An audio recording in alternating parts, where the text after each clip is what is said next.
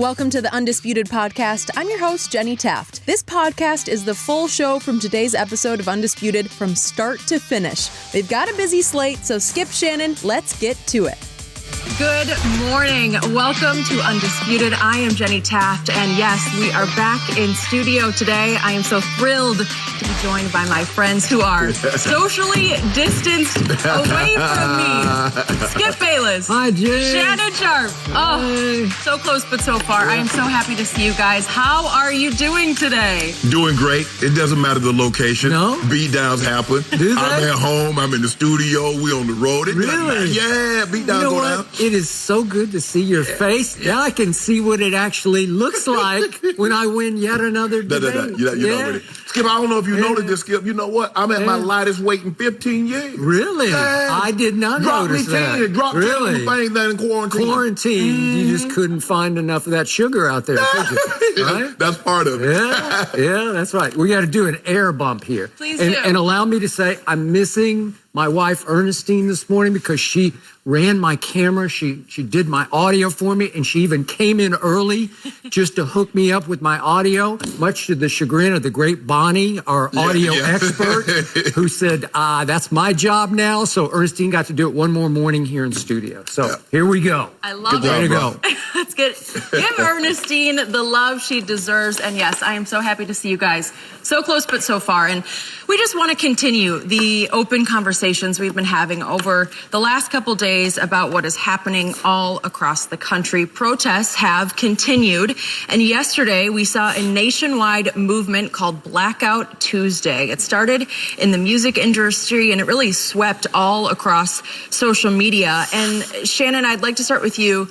Your reaction to specifically yesterday, what you have seen and how this has progressed in your eyes. Skip, yesterday morning we talked about it and we said, okay, well, I'm thinking that it's going to die down. But what I saw yesterday is that the volume, the size of these protests are increasing while the volatility is dying down. I think the thing is, and people are defying curfew, Skip, because I think they're keeping the same energy because they're finally fed up.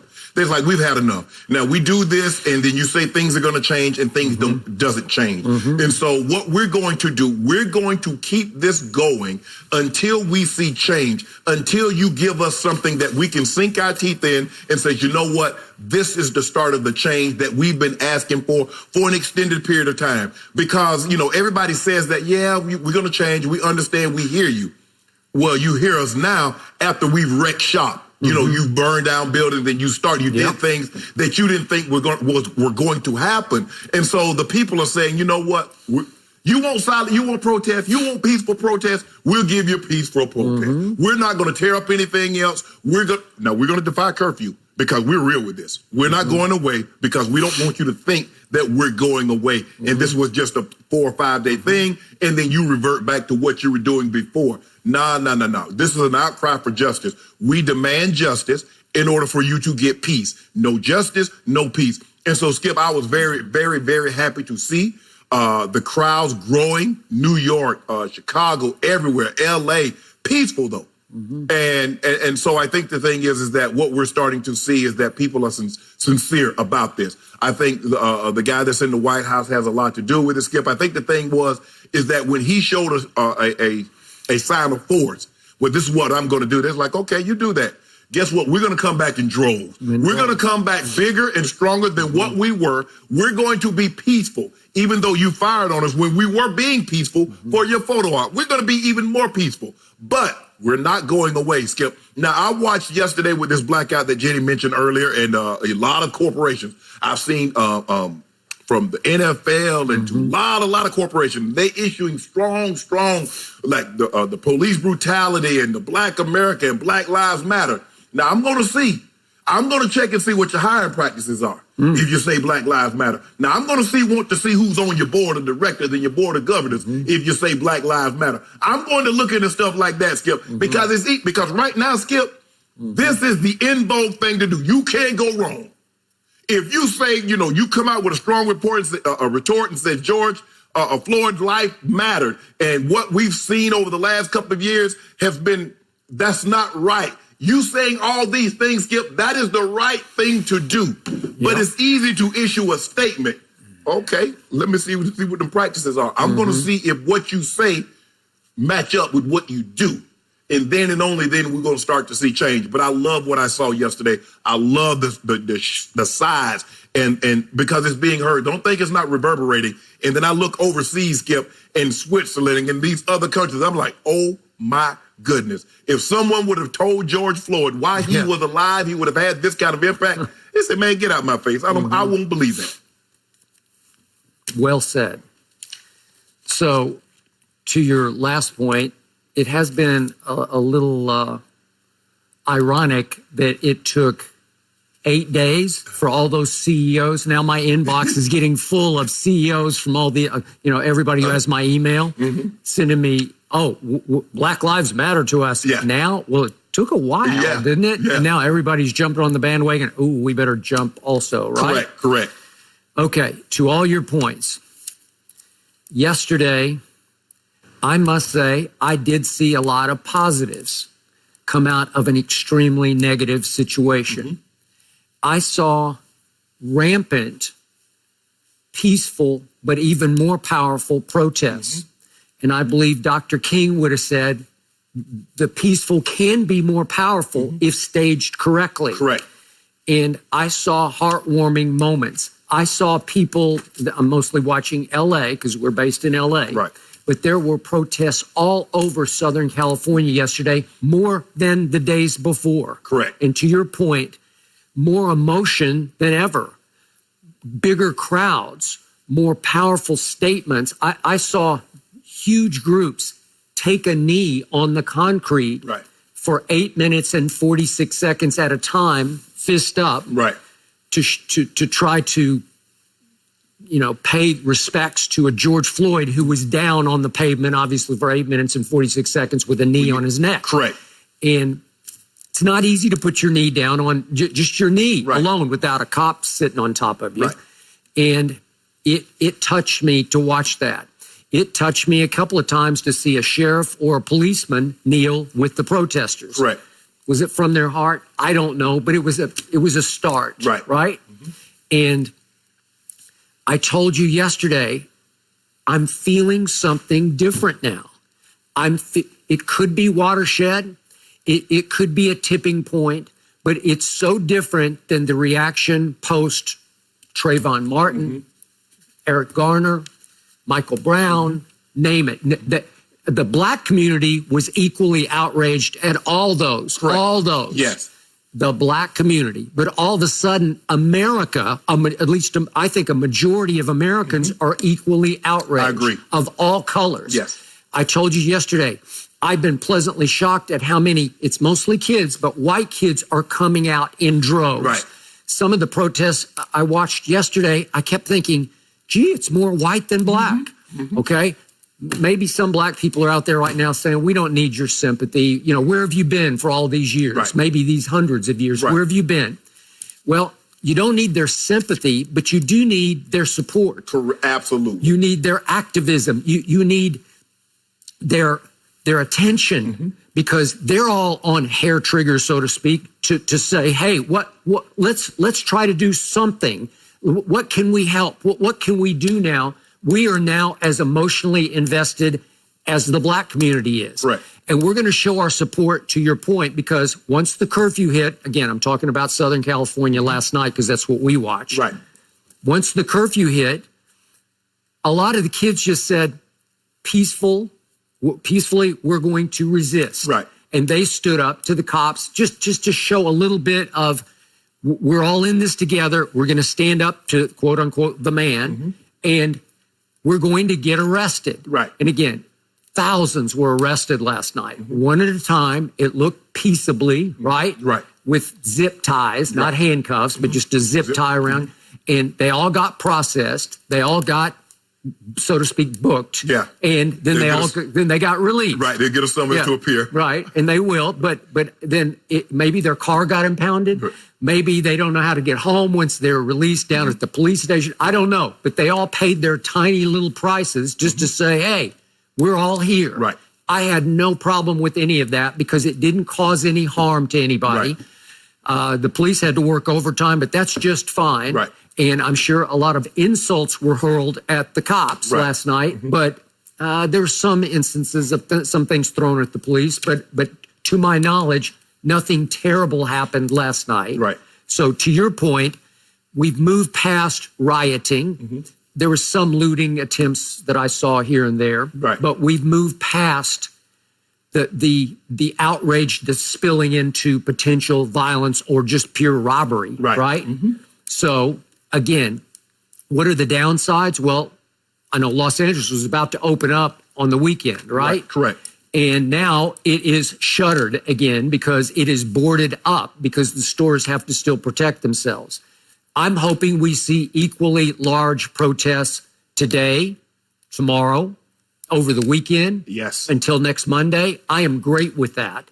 Again, it's going to shut down our economy for the most part, and it's going to continue into next week. Small price to pay, right? Are we in danger of another bigger COVID outbreak? Probably we are. Yeah. Small price to pay. I think maybe some lives are going to be lost because of this. But this is so important that it's a seminal moment for the country. And I think we all look back on the Colin Kaepernick kneeling moment as seminal. And now, in 2020, we look back at George Floyd was seminal. Has George Floyd not gone down in history now as a name to be remembered forever? You know what, Skip? He might have that moment like Emmett Till. You remember Emmett Till when they drug him from the home? A young black male from, I think he's from Chicago. They drug him out because allegedly he supposedly whistled at a white lady. They drug him out of his home, beat him beyond recognition, shot him in his head. And his mom says, no, I want the world to see this. Open casket. No, we're not closing this. We want to see that. And it's like, oh my goodness, they did this to a child.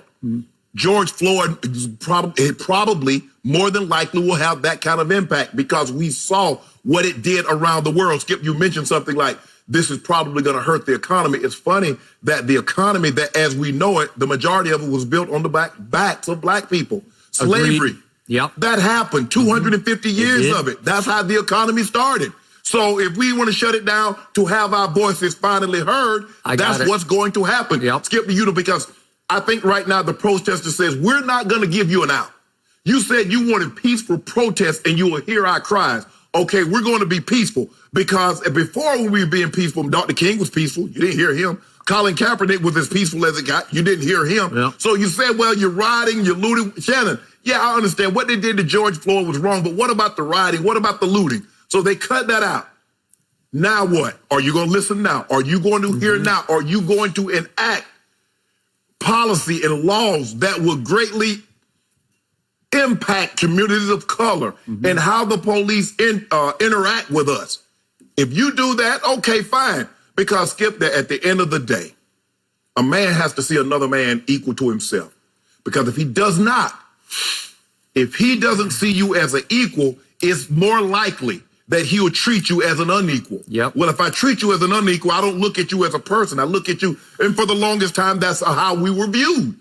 Less than. That's why they make those gestures. That's why they throw watermelon, throw bananas. They don't realize, they look at us as subhuman, so they treat us like that. Skip, you wouldn't put your knee on a dog's neck like that. Remember how much time Michael Vick got for killing dogs? Now, we've seen white police officers kill unarmed black men and women and get less time than Michael Vick served for killing dogs. And somehow, some people think that's right.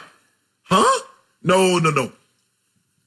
I believe society, especially black society, and you're right, Skip, this is what we need. And remember Ben Franklin's famous quote, justice will only be served when those unaffected are as equally as outraged as those who are.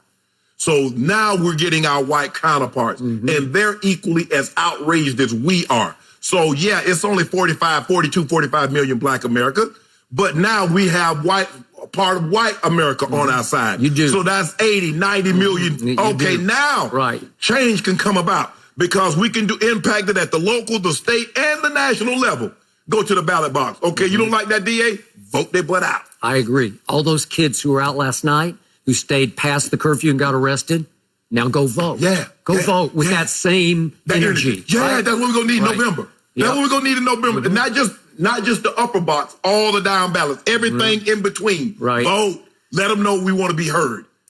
So another issue that I think is fueling the frustration and the outrage of the protest, the peaceful protests, into yesterday is the fact that there are still 3 officers in Minneapolis that for some reason have not been charged yet. I don't know why the delay. Right. Nobody can quite figure it out. No justice, no peace, no justice. I heard the chant all day. Right. Where is the justice? Right.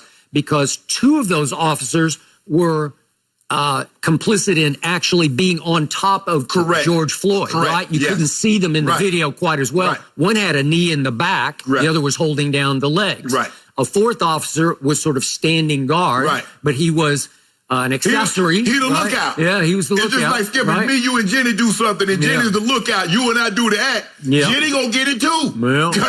She's accessory. She's the lookout. Yes, she's complicit in said act. And I was watching Channel 11 Fox here in LA, Fox 11 last night, and they had the LA County Sheriff on, and he just flat out said the other 3 officers should be prosecuted to the full letter of the law, just the way Derek Chauvin has been charged. Yes. He has been charged, obviously, with 3rd-degree murder. Right. Well, the sheriff of LA is saying, well, what the other 3 equally. Correct. Absolutely. Equally. Yes. Okay. Well, what's the holdup?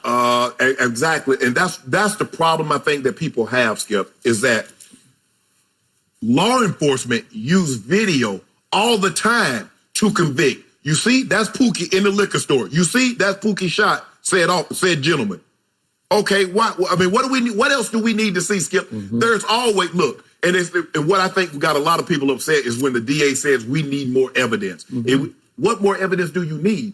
You don't get all of the evidence, Skip, before you bring charges. They do that all the time. And then you can supersede the indictment, which means you can up the charges or you can file charges back accordingly. So if they charge you with 3rd degree, and Minnesota is one of the 3 states that have a 3rd degree. Most states have 1st, 2nd, and you have involuntary, voluntary, negligent homicide. But they're one of the few states that have a 3rd degree.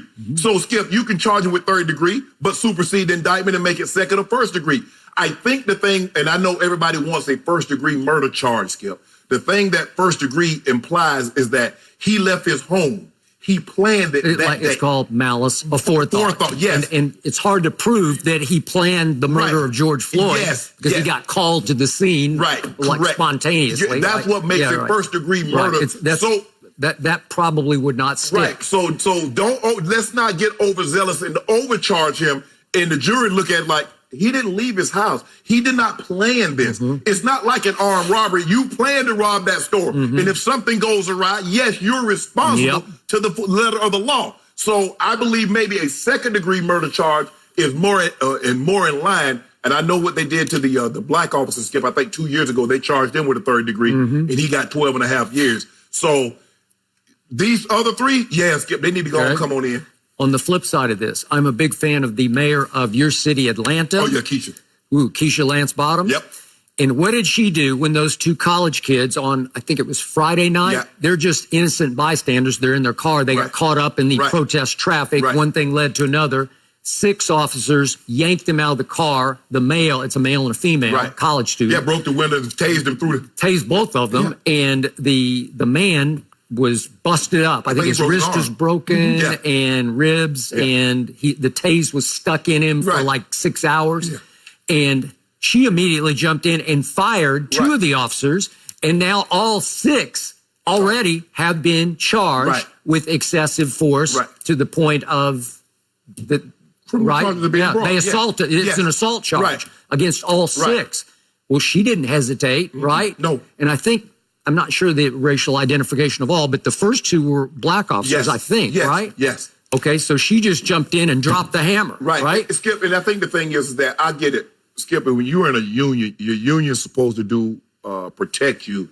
But at some point in time, when you see wrong, you can't protect wrong. And when you try to circle the wagons around wrong, you just create this like, see, they're gonna take care of their own while they disregard us. And then you build up a lack of trust in the community. And so no one wants to trust you because, oh, y'all gonna take care of your own. Y'all don't give a deal about us. And so now that builds contempt. And nobody wants to trust anybody. And when they see I ain't calling the police. I'm not telling you. That's why they seem to be more uncooperative because I don't trust you. You wouldn't tell on your own. You saw what he did and you pretend because remember, Skip, they pled the fifth. Ain't nobody talking. Yep. But they got a hotline out the yin-yang. Call 1-800-CRIME-STOPPERS and tell who did what. Mm-hmm. Well, what about them blue lives? They tell them to do the same thing. Mm-hmm. When they see something, tell. Mm. So we're now 10 days after the fact, after the murder of George Floyd. Mm-hmm. Your sort of scale of 1 to 10 trust that this is really going to have impact going forward. What do you feel now 10 days later? Well, hell, Skip, I wasn't alive when Dr. King died, was assassinated 2 months. And if you were to ask them, I'm sure at that time they thought change was going to come about. I would agree. You killed the most popular, obviously one of the historical figures in Black community.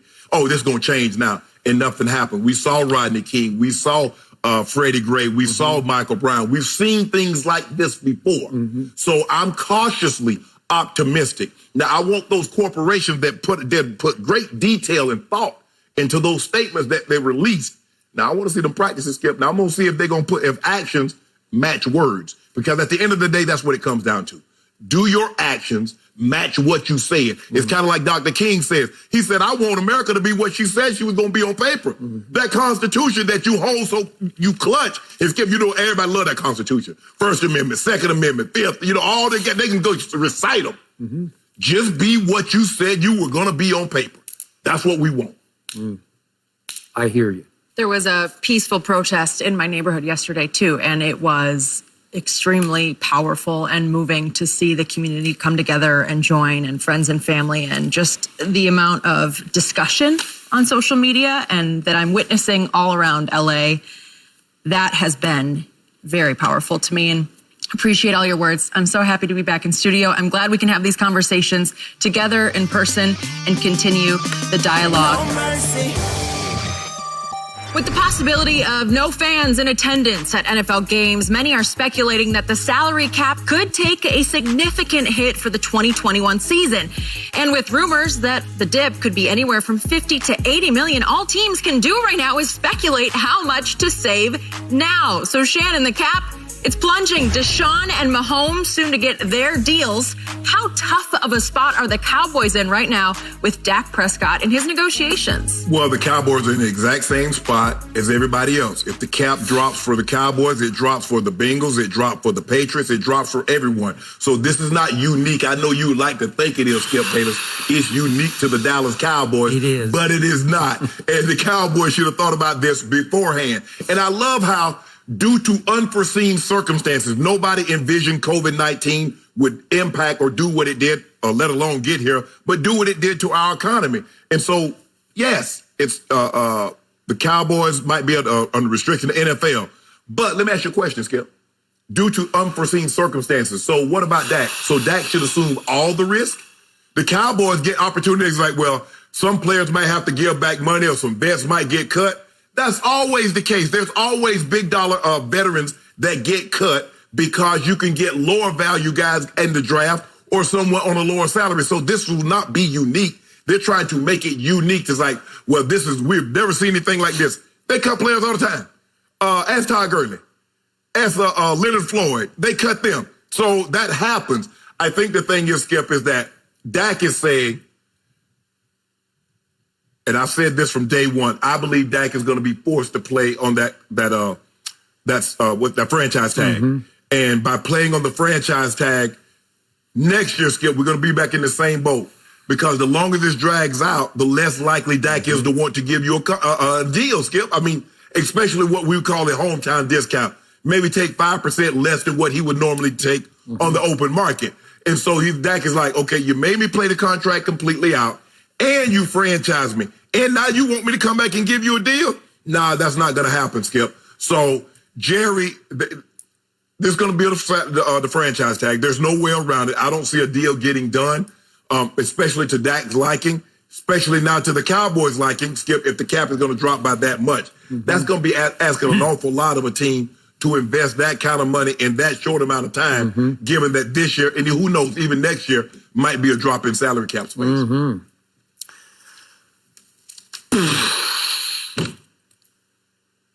I hate to agree with you, but every point you made is dead on right. And unfortunately, I'm in trouble with my quarterback and his negotiation and his future with my Dallas Cowboys. The window has closed to make a deal with Dak Prescott. That's what I believe, and that's what I'm going to believe until the last drop-dead day, which is July the 15th, that they have time to get a deal done before that. And he's going to have to accept or reject the franchise tag on July the 15th. Correct. And then I don't know what's going to happen after that.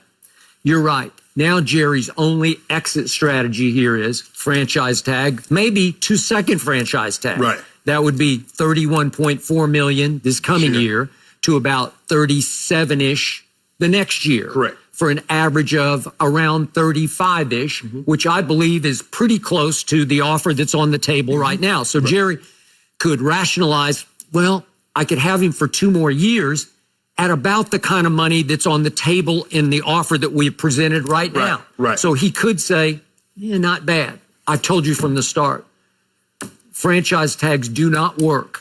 For both the team and the player, they're often just one-way streets to you-know-where, to no good. Yeah, exactly. And Kirk Cousins pulled it off, and I guess you could say he won. He made a ton of money. He did.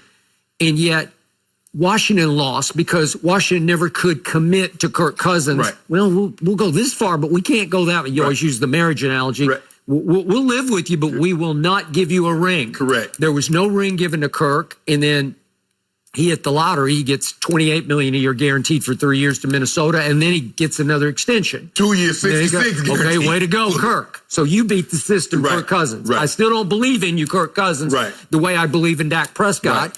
But what happened with Dak, if we believe the Yahoo reporting that we responded to last week, I believe Jerry, right on schedule, about a year and a half ago, as soon as Dak Prescott became eligible to get his new big deal as a 4th-round draft choice, I believe they offered. Now, was it insulting? I have no idea. But they did offer something probably in the neighborhood, if not slightly more, than Goff and Carson Wentz, right? Yep.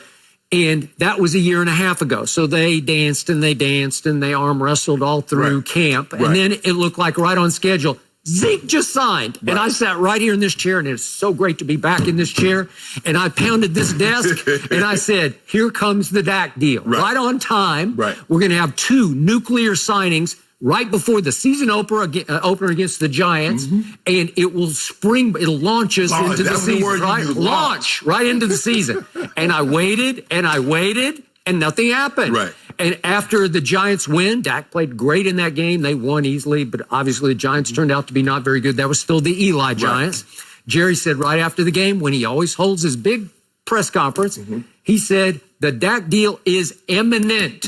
That meant, somebody said, what do you mean by imminent? That means days. That means, okay, and I'm thinking, okay, this week is it. And we're waiting, and I'm waiting. Well, tomorrow we're gonna lead undisputed with the Dak signing, aren't we? Nope, we're not, because it did not happen. So now everybody's saying Dak's betting on himself.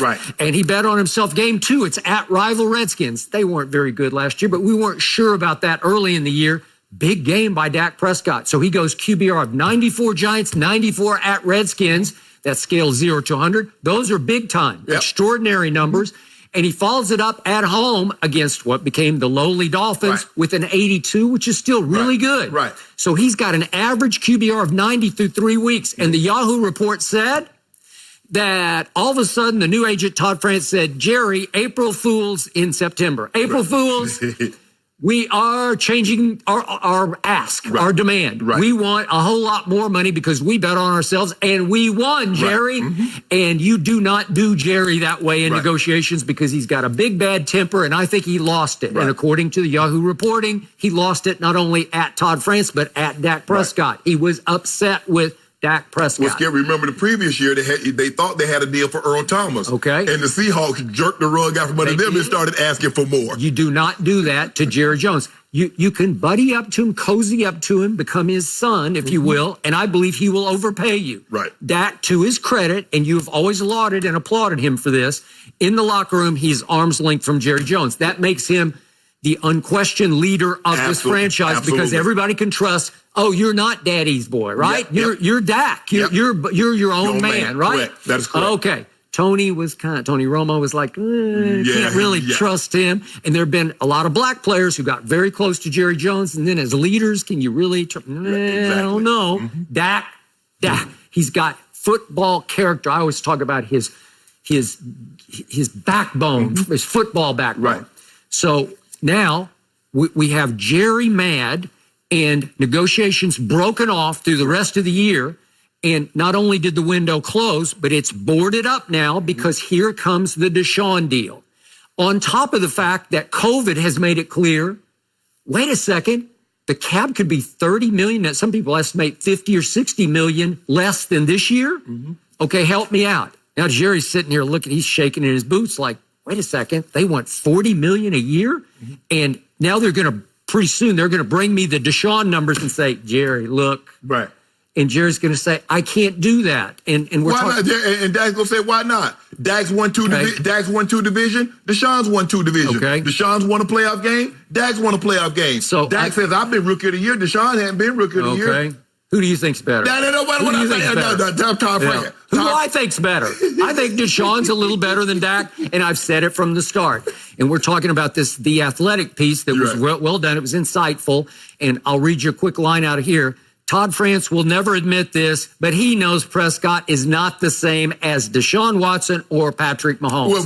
Well, he's just not. No. He's not the same. It's good, but all things being said, ain't nobody right now in Mahomes' ballpark. Okay. He's by himself. Okay, but I'm saying, and I'm being objective because I love Dak Prescott. Nobody has defended him harder than I have right here sitting in this chair. Right. And it's so good to be back in this chair. Yep. And the point is, I can't say he's better than Deshaun. And if Deshaun gets 40 million a year, I can't say, well, Dak deserves 41 because I'd be lying to you. I would not be telling you my heart of hearts if I say, sure, Dak deserves 41. He does not deserve it. And if Patrick Mahomes gets 50 million a year, which he well might, I cannot in good conscience sit here and argue, well, Dak at least deserves 45. He doesn't. So now look what the market. So the quarterback market is about to go through the roof at Jerry World, right? It's about to go through the roof while the cap is about to plummet. Help me out. Right. That's a can't win for Jerry Jones, right? Yeah. So to me, the signs on the wall are saying that Dak Prescott might not be a long-term Dallas Cowboy unless he swallows a whole bunch of pride. Mm-hmm. Somebody's going to have to swallow a whole bunch of pride. Mm-hmm. And again, the hometown discount is out the window now. That's gone. That went. We know that. Yes. But in the end, you slap the tag on him, and nobody ever likes the tag, right? Does anybody ever appreciate it? No. I don't know. It just caused bad blood, Skip. It's bad blood. And here's the thing that's also working against the Cowboys. Guess who's in line for a contract after this season? Lamar Jackson, our MVP, Skip. So that's what Jerry's up against. Mahomes going to get a deal done. Deshaun's going to get a deal done. And after this season, Lamar Jackson. Okay. So if you franchise him, okay, he's back at the table next year with Mahomes, with Deshaun, and Lamar with big numbers, 40, possibly 40 plus million. Yep. What you think Dak gonna say? Well, you know what, Jerry, I love being the quarterback for the Cowboys. Go on, pay me 32. Nope. No. So we've gone back and forth about Russell Wilson. I love Russell Wilson. I respect him. And I've told you, I value my quarterback slightly more than I value Russell Wilson. You say that's outrageous, but I do.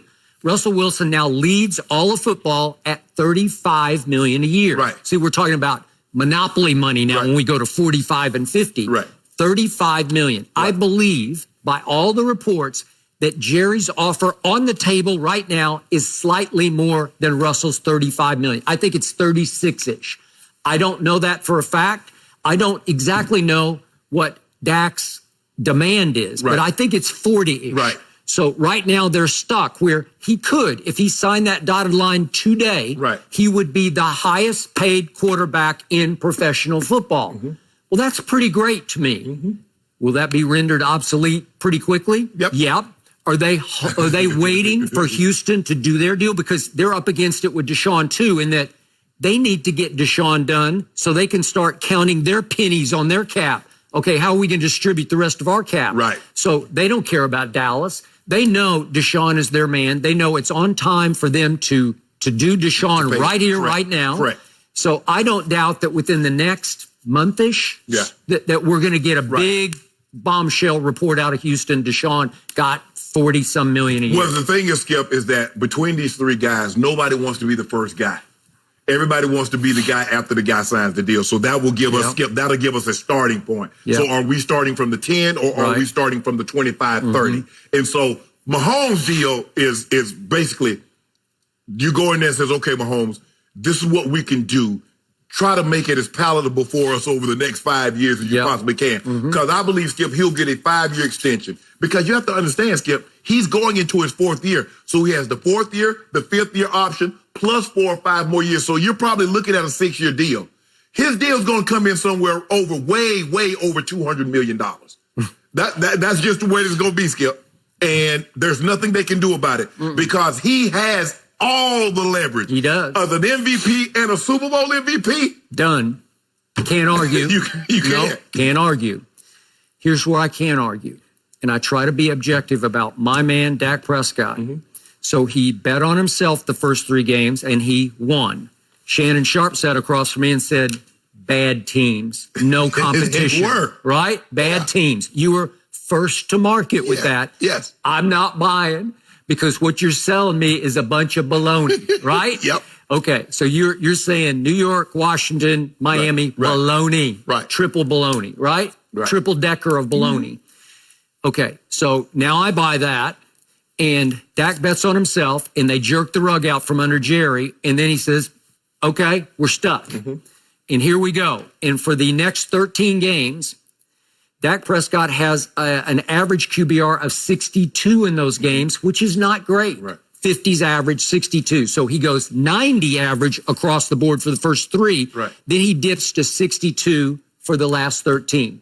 We know what happened at New England. He had a 26. And in the last game, with a bum shoulder, banged up shoulder at Philly, he missed some big throws. He missed Tavon deep that could have helped tie the score.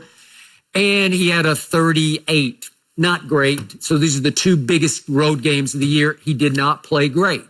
He missed some throws. He missed some plays that he was making in 2018. So I couldn't defend it completely to you. I hung on.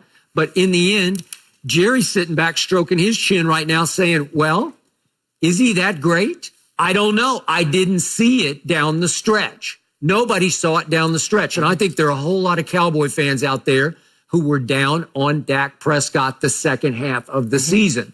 So how do you sell that now that, well, I deserve my money off 2018 or even my rookie year 2016? 2 Pro Bowls, 2 division championships.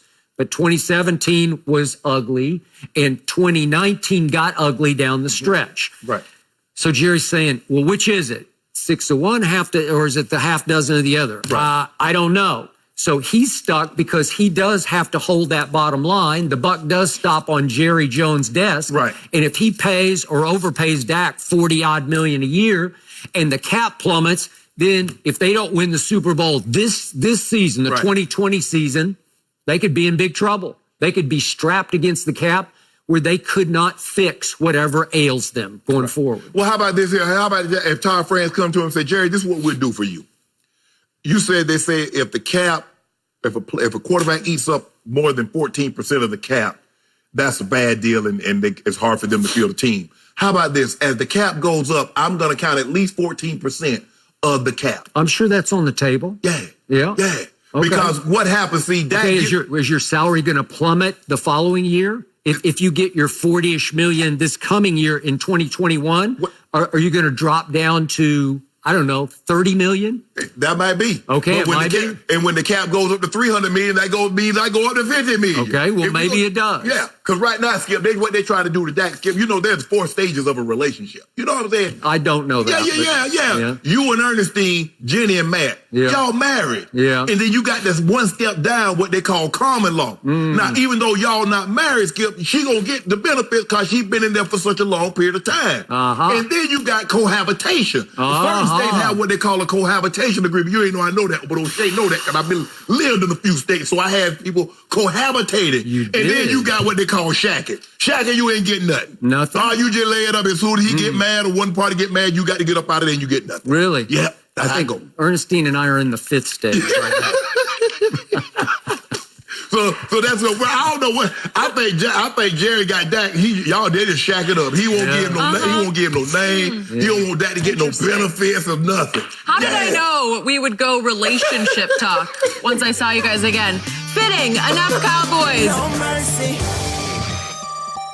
Well, guys, Woj is reporting that the NBA is considering a 22-team format when the season aims to return July 31st. He also said that the latest that Game 7 of the NBA Finals would be is October 12th. All of this is expected to be voted on by the NBA's Board of Governors on Thursday. So, Shannon, which potential 8 seed would be the biggest threat for the Lakers? I mean, Skip, right now we're looking at the Grizzlies, the Blazers, the Pelicans, Kings, Spurs, Suns.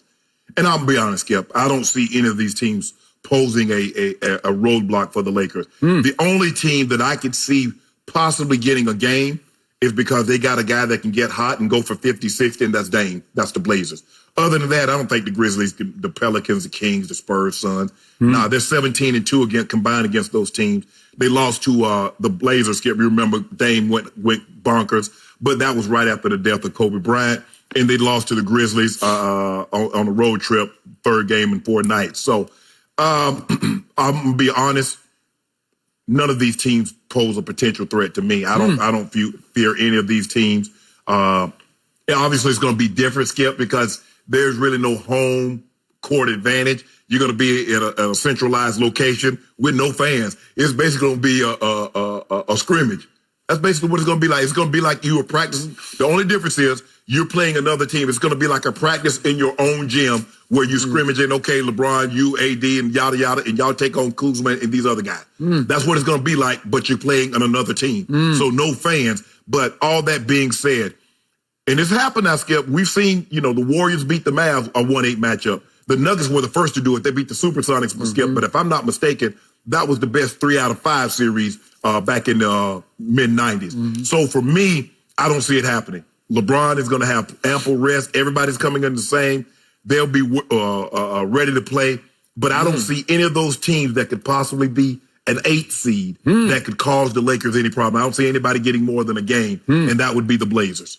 I'm now sensing dangerous overconfidence in my man Shannon Sharp. What? That is going to be contagious for LeBron and everybody around LeBron. We got this. I'm not sure you got this. That ain't what I said, Skip. I said of the teams, you said the 1-8 matchup. I don't see a team that can knock the Lakers off in a 1-8 matchup. That's what I said. All right. Quick point of order before I give you my answer to this question. You realize the NBA is not shrinking from the prospect of they're going to go head-to-head with the National Football League with their playoffs going into October, right? Yeah. Game 7 could be as late as into mid-October, right? Well, you better not put one of them games on a Monday or Sunday. I don't know, because I think they're going to have to. You better not put I think you have to. So here we go. We'll just see how popular the NBA really has become. Okay, back to the question. There are 2 teams that pose huge threats to your team. In the first one, if you want experienced firepower, we're looking at the Portland Trailblazers because this team is deep in experienced firepower that has not clicked yet this year because they're 29-37 so far, and they just lost 8 of their last 12 games. Right. Beware the Blazers because, speaking of Damian, he's averaging career highs, 29 points and 8 assists. He has not yet in his career had a huge playoff series where he really announced his superstar presence. Yeah. So beware. What if your team comes out a little rusty? Remember, they're going to have a play-in tournament, so they're going to get a head start on you. Yeah. So they're going to get a running start into this game. They will have worked up their early sweat. They will have worked their kinks out. And all of a sudden, in game 1 of the first round of the playoffs, your guys might have to deal with Damian, 29-8. CJ's 23-4 assists. And then guess who's back? Nurkic is back. What? He got up out of his body bag. He emerged out of his body bag at 7 feet, 280 pounds, whatever he is. He is back. Yep. He is alive, and he's back to get a little revenge. And Zach Collins is back. He missed almost the whole year. He is 6'11", 240 pounds, and he can shoot it. And I'm going to remind everybody that Hassan Whiteside is right now leading the NBA in blocks, and he is second in rebounds. Yep. Is that good? Yeah. So if you get some added length and strength inside with Nurkic and Zach Collins on top of Hassan Whiteside, and then there's this guy dearly forgotten, this guy named Melo. Do you remember that guy? As in Carmelo Anthony. Yeah. Do you remember? Yeah. He's just averaging 15 and 6. Not all bad. He knows how to play. He knows how to do. He's not afraid of LeBron James, right? Yeah. And Trevor Reeves is on that team. There's a tough guy for you. Again, near the end of his career, but there's toughness there, and there's potential explosion there. Now, let's get to my favorite storyline here. The best narrative in all the NBA. You know what it would be? Zion. If you want young guns coming with vengeance, if you want all the traded, shunned Lakers getting even with LeBron James, this would be the story of the year in the NBA. So let's quickly examine what the Pelicans have to offer right now. Zion, they're 11-9 since Zion actually started playing post-knee problems, right? Yep. He is averaging 24-7, but more importantly, would you believe that Zion, if you take all the players in the league averaging 15 or more shots per game, all of them, he's number one in field goal percentage through 20 games. Yeah. Almost 60%. They can't stop him. Right. Okay, so that's what you're dealing with. He is showing you right away he is legit. He is not undersized. He's not a tweener. They can't stop him from getting to the rim. I don't think the Lakers could stop him. In every big game that he plays, he is not afraid of the brightest light. In fact, the brighter the light, the more he shines. That's just me. Would you believe that Lonzo Ball, over the last 5 games before our hiatus, would you believe he averaged in those 5 games 21, 8, and 8? Are you kidding me? That's Lonzo. He was arriving right on time, just ahead of what could be a play-in tournament that they win. They get hot, they win it, and they get revenge on the Lakers because Brandon Ingram, career highs so far this year, 24, 6, and 4. That'll work. Yeah. Drew Holiday's averaging 20 and 7 assists. That's not bad. J.J. Redick is shooting 45% from the three-point line. Will that work? I'd say yes. Josh Hart, one of the toughest-minded guys in the league, not the most talented, averaging 10 and 7. How about Derek Favors? Averaging 9 and 10 rebounds a game. Melly comes off the bench and will hit big threes for them. And Jahlil Okafor, 8 and 4. They've got depth. Those 2 kids, Nickeil Alexander-Walker and Jackson Hayes, they have glimpses, flashes of brilliance, the 2 rookies. But you know what I didn't hear you mention? No. Then they got LeBron or AD. So that's all we need. They got Zion.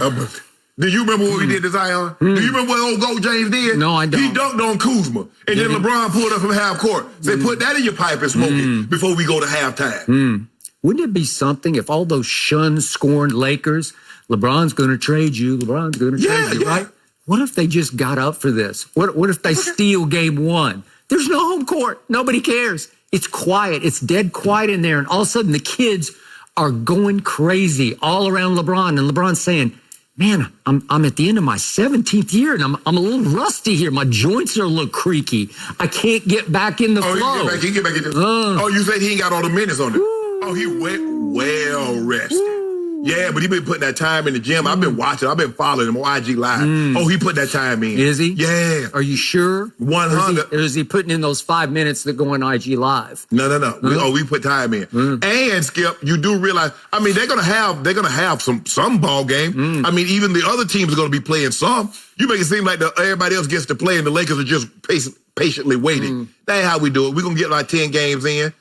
Y'all do what y'all need to do, and we're gonna take care of y'all. Hey, if you put the traded Lakers versus LeBron up against Monday Night Football, I'm torn about that one. I might be watching. I got both TVs going on that one. It all depends on who's on Monday Night Football. Yeah. Skip, we got a lot of storylines this year. You got Tom and Tampa. I know. You got my homeboy. You got Lamar. Yeah. Actually, the second best story in pro football is Tom and Tampa. The third best is Tom and Tampa. The fifth best is Tom and Tampa. So, right?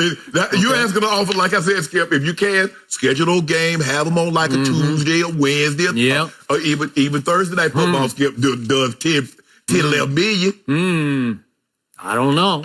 I think I'm starting to make you sweat a little bit. No, I ain't worried about that. Yeah. Go James, he ready for this moment. Really? Who you thought thought. Oh, you know what? That's right. He's been riding his bike through West Hollywood. He's ready. He's ready. That's it. That cinches. I back off. I desist. The case is closed. LeBron's been bike riding. Skip, you remember in '92, Rod Thorne, one of the first calls that he made about the Olympic team was old Michael Jordan, right? Yep. When they thought about resuming this season, who you think Adam Silver jumped on the phone with first? Chris Paul. Don't do that. Chris Paul. Go the James. leader. Go James.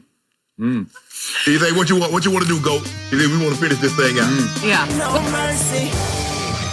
Despite CeeDee Lamb being viewed as a steal with the 17th pick by the Cowboys, Peter King said it would have been wiser for Dallas to go in the defensive direction. This after the Cowboys lost Robert Quinn, Byron Jones this offseason. Shannon, I start with you. Do you agree? I do, and I did, Skip, and I said that. I thought they would have been better served if they didn't think they had the value there at 17 to take a DB, especially a corner or a safety, trade down. You could have accumulated more picks, and then you probably still could have got a true safety. You could have got McKinney. You took Diggs in the second round, but you might have been able to get both of those guys because they need a safety, Skip. You lose Byron Jones, you lose Jeff Heath, you lose a pass rusher, and I know you're asking, so in other words, Skip, you're asking an awful lot of Randy Gregory and Alden Smith, guy that hadn't played in 4 or 5 years, the other guy hadn't played in 2 or 3 years, to come in and try to give you that production in which the guy they lost, I forget his name, he went to Chicago, Skip. Robert Quinn.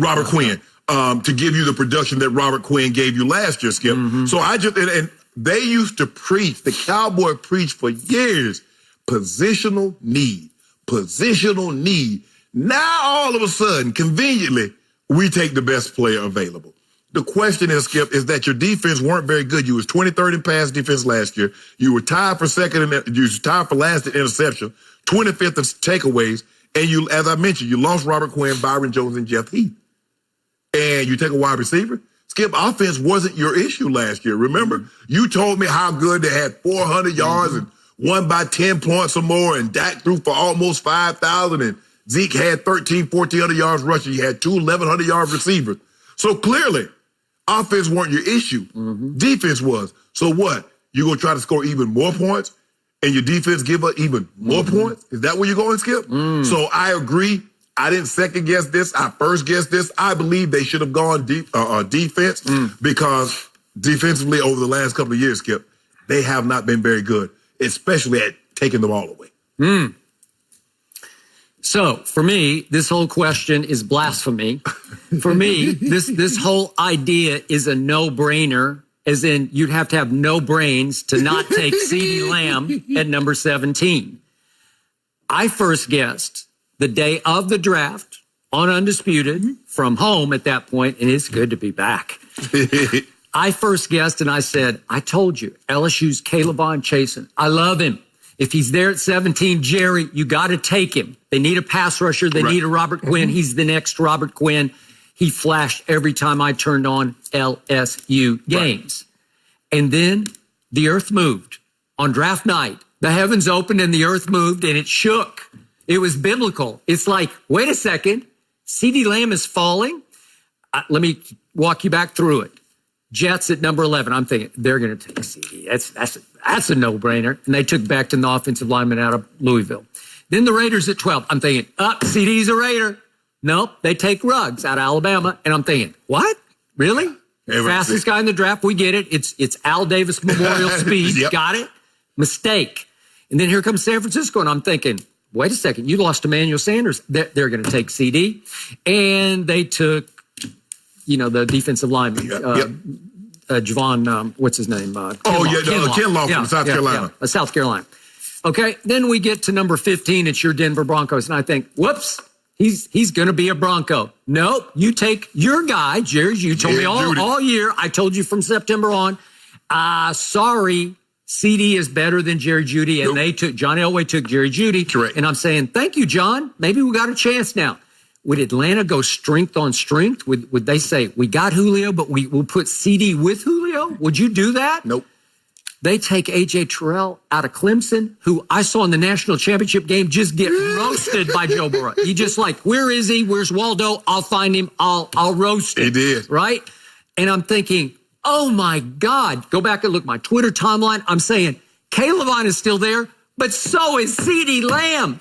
You have to take CeeDee Lamb, Jerry, please. I'm down on my knees in my little room down in my flats, down in the flats of West LA, and I'm looking up at your palatial estate way up there in Bel Air, thinking Shannon Sharp's on his knees saying, please don't take CeeDee Lamb because he's going to have to hear about it for years on Undisputed. And thank you, Jerry. They took CeeDee Lamb. And obviously, they did need another slot receiver. Mm-hmm. They did need to replace Randall Cobb, who went to Houston, got a huge deal because Houston obviously gave up their best receiver to Arizona. Mm-hmm. And yet, not only did they get a slot receiver, they got a receiver who's better than Amari Cooper. I told you the next day, life just changed in Dallas. All of a sudden, you have a new number one receiver. No. Have you been watching those highlights we were showing as we came into this? Did you see what he did to Baylor? The moves he put on Texas? Baylor. Did you see the will? Did you see the strength? Did you see the burst? You can't get him on the ground. I told you before the draft, CD is not a lamb after the catch. He is a lion. CD Lion. I've never seen anything quite like it. He dominated college football, 21.4 yards per reception, and half of it was yak, yards after catch. He is a phenomenal talent of size, strength, speed. It's all there. Great hands, does not drop. He had 3 total drops last year. My team, by some metrics, led the league in drops last year. So why you can't not do it. I don't care what your plan was to strengthen the defense. Scrap it. Take him. Strengthen strength. It's sort of like the Zeke pick back in that draft, the 2016 draft. Right. I said back on the old network, I was saying you have to take Joey Bosa. Right. He's a stud. Right. He's going to be a 10-year Pro Bowler, and I think I think that's true. Yep. Okay, but Zeke was there, and they had Darren McFadden, who's not bad, but he'd had a 1,000-yard year. He had a couple of them, right? And as a college player, Jerry knew him from Arkansas. Yeah. Woo, what a stud! He finished run up for the Heisman twice, I think. He did. So I'm thinking, well, they're okay at running back, and they said, no, we got to strengthen the strength. We can go beyond Darren McFadden because we got Ezekiel Elliott. And I'm saying, okay, I'll ride with that. Right. Well, now I'm rolling with CeeDee Lamb because then they turned right around. In the second round, a lot of mocks had Trevon Diggs going to the Cowboys at 17. And I told you the morning of the draft, I said, I don't love that.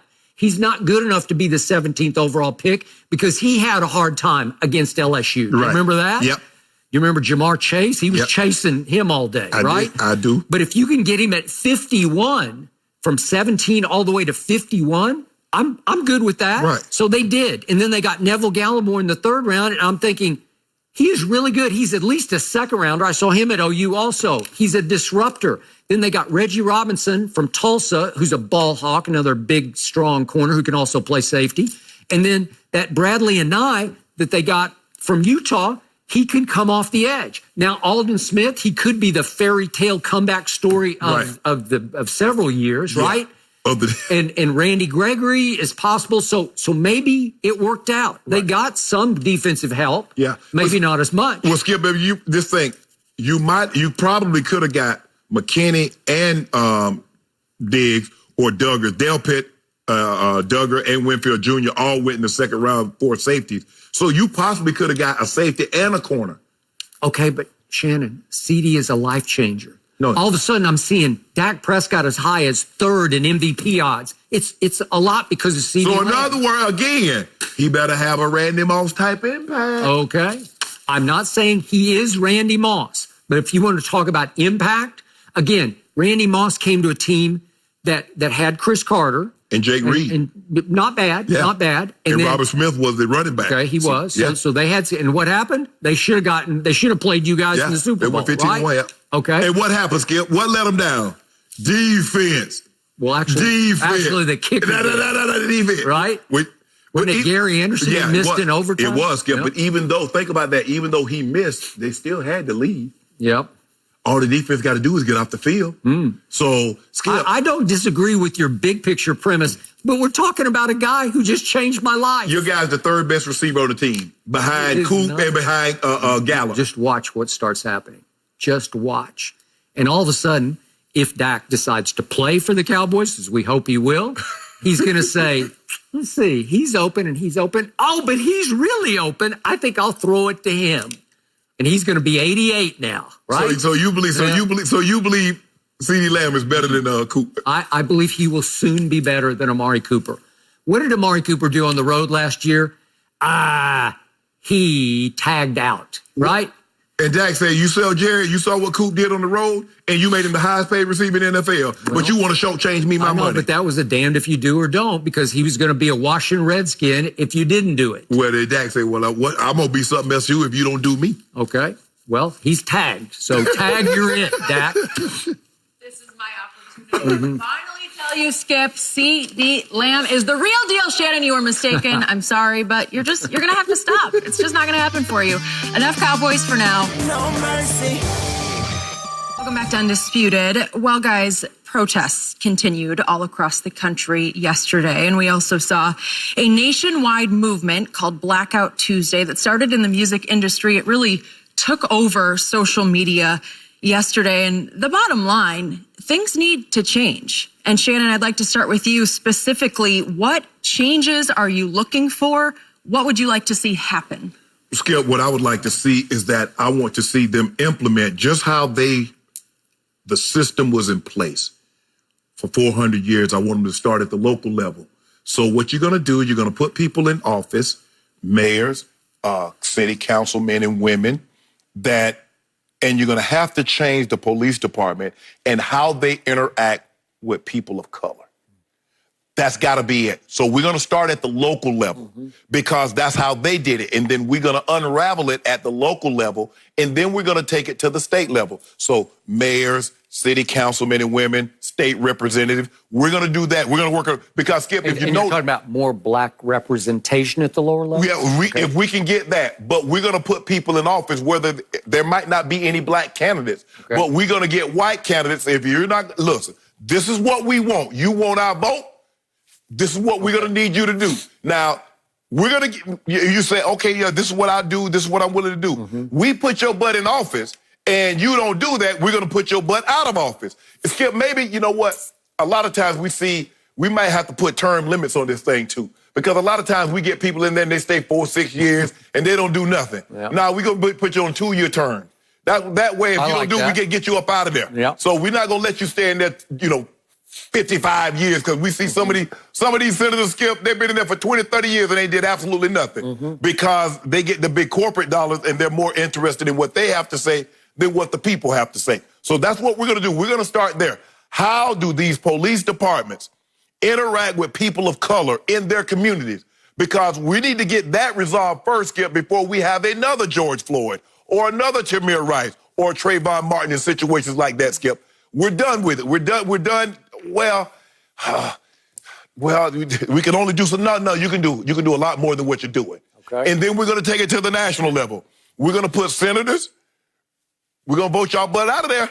We're going to get the president because we need a policy shift. Because right now, Skip, and what they've done is that they've done a great job, Skip. While there's so many things going on, we don't see, but behind the scenes, old sneaky Mitch McConnell, Skip, he's just confirming unqualified after unqualified after unqualified judge. And these guys get appointed to lifetime positions. Right now, if I'm not mistaken, it's 197 of them. And they're convening right now to try to get some more in there. And old Lindsey Graham, old sneaky Lindsey Graham from South Carolina, he think it's slick. He's urging all the older federal judges, guys, y'all need to go ahead and retire so we can confirm these other guys that President Trump want to get done. So they're going to flood the court system. So if something happens at the local level, Skip, let's just say they do something and a settlement happens or we try to hold them accountable. They're going to file an appeal. It's going to go to one of these jackleg judges, and guess what? It's going to get tossed out. So they think they're slick. But that's what we're going to do, Skip. We're going to enact policy. We want policy changes at the local level first because police is a state. So we're going to do that first. And then we're going to go big picture. We're going to go national level. We're going to get policy that affect all states. Okay. But we're going to start there first. We're going to start small. See, a lot of times we start too big. We think too big. Let's start at the local level like they did first. They enacted laws at the local and state level that impacted, and then they went big and made it a national law. So that's what we're going to do. Got it.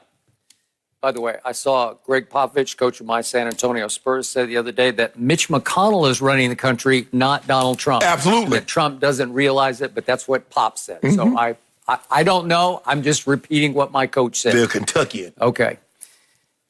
I love this question because I am tired of even hearing people at the rallies, the demonstrators, the protesters, yell, it's time for action. And I haven't heard enough people, that's why I wanted to hear your take, say, this is what needs to, specifically, this is the fix. This will stop the next George Floyd murder, right? This will prevent it. Okay. My thought, my 2 cents from a distance, and I'm out of my league here. I'm no expert. I've done no research, but I have been around for a while. And I want to see a start from the start. I believe that the mistakes are made, that George Floyd's die at the hiring process, at the entry level for the police. Yes. So Derek Chauvin, I don't know much about him, except that I did read last night that at least 17 times he was the subject of internal affairs investigation. 17 times? Yeah. He's a bad apple already, right? Yes. He was involved in at least 2 shootings, 1 killing, and the suspect allegedly had a gun, but he shot and killed stuff. Whatever. He was also a military cop. So was he a frustrated sort of soldier of war? Maybe. Was he a racist? I have no idea. Maybe.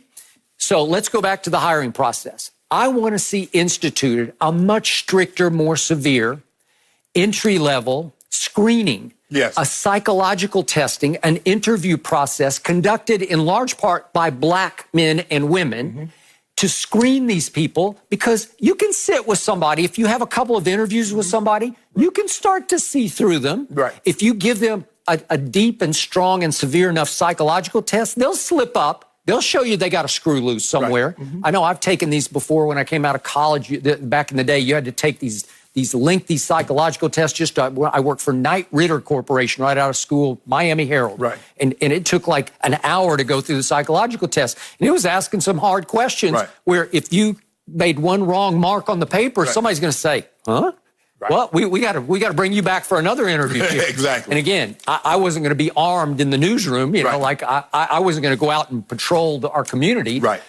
The bad apples are already in place right now. They're entrenched. The Derek Chauvins are already out there. Right. And if you put them in the wrong moment, at the wrong place, at the wrong split-second decision time, bad things evil things are going to happen. That's what happened. So he got through the hiring process because I don't think it's very difficult. It's like the U.S. military. They just need bodies. So it's like, come on, come all. And too many of these police forces just need, you know, because it's not the easiest job in the world. Your life can be at risk on a daily basis, a moment-to-moment basis. So they're like, just, you want to be a cop? Rubber stamp, you're a cop. You got to go to the academy. You got to get through and all that. But once you're going to the academy, you're in the system, right? Well, we need more Black people in charge of the hiring who can see through. And again, it could be interviewing people of all colors, but specifically, we need Black people interviewing or screening white job applicants to be policemen. It's also a huge responsibility. It does not pay great, obviously. But I see the kids carrying signs here in L.A. Defund LAPD, LA Police Department. I don't think we want to defund. I think they're working kind of on a shoestring budget to start with. But those white kids, when they call 911, they want an officer or two at their residence in about 2 minutes, right? Okay, so I don't think we want to defund. I think we need to start from the start. The hiring process has to pick better apples. The bad apples are out there. They're already out there. They're patrolling your streets right now. I don't know how to stop them. You can hold them more accountable. Obviously, you can charge them more quickly. And we talked earlier in the show about 3 of those officers in Minneapolis are still free. I don't know what's happened, but they need to be charged also. So you can hold them more accountable through the system, through the justice system, obviously. and they have to be more accountable for their actions. Right. But once you put the bad apples on the street, how are you going to fix that? Right. I don't know how you control them. They're like this. It's like soldiers of war. They're out there. Yeah, Skip. Hell, you can't get, what job let you come to work 18 times and still keep your job, let alone have 18 complaints and you have a gun and you got 18 complaints filed against you and you still. So now you get people, the police department's undivided attention after you put your knee on a man's neck for 8 minutes and 46 seconds. I mean, he didn't even use his gun. Yeah, exactly. Right. So, Skip, what I'm going to do, I'm going to say, you know what? I'm going to get a couple of these old senators. I'm going to get old Lindsey Graham, and I'm going to get Mitch McConnell. I'm going to say, well, guys, how did y'all get this system in place? Because, see, if you tell me how you got it in place, Skip, now I can tell you how I can take it apart. You see, what they did, Skip, is that, so what we did is that we did this and this, we defunded this, we defunded that, and we centralized you guys over here. And we know once we put you over here and we defunded the education, we knew you were going to have less opportunities in unemployment. So we would turn where you live into a jungle, a survival of the fittest. And then if we turn it into that, we're going to over-police your neighborhood. Because, see, Skip, what they did is that when we protested, they said, well, looting and rioting, that's not a part of a protest. And as D.L. Hughley said, well, murdering is not a part of policing. So what they did, Skip, is that they put specific things in place to put black people in a certain locale. And then when a man feels there's no way out, he will do things to get out. Yep. And it doesn't matter who he steps on. His own kind of people like, well, black on black. I've never heard white on white crime or Asian on Asian crime. It's just crime.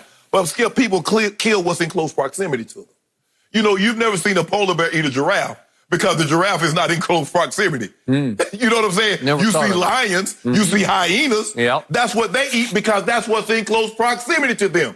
Well, 90% of the blacks that are killed by blacks. 86% of the whites are killed by whites. That's just the way it works. But they would have you to believe that, only blacks commit crime. So what they did, Skip, is that if you look at the history of what they've done, if you notice, and for the most part, you have these certain sections. And if you look at a white section where the tax rate is high, that money goes to the school and they're better educated. Well, if you live it in the projects, if you live it in the hood, ain't a whole lot of property tax over there. So ain't a whole lot of money going to fund your school. And then employment. Whoa, wait a minute. And even though, the market was going up, Skip, what good is the market if I don't have disposable money to put in the market? How does the economy help me? If I'm living paycheck to paycheck, how do I take living paycheck to paycheck? I got to pay rent. I got to buy food. I got to get the kids clothes. Where the money I have to benefit from the economy? The economy. What good is the economy to a black man that don't have money or a black person that don't have money to put into the economy? How does that benefit me? So we've had 400 years behind, and we're trying to catch up, and they still put things in place to keep us from catching up. And even at the unemployment, at its absolute lowest, blacks still had a higher unemployment rate than a counterpart. So there are things in place, and I agree with you, Skip. The hiring process, just because you want to do the job doesn't mean you're qualified to do the job. Nope. And that's what we see. We see a lot of people out there, Skip.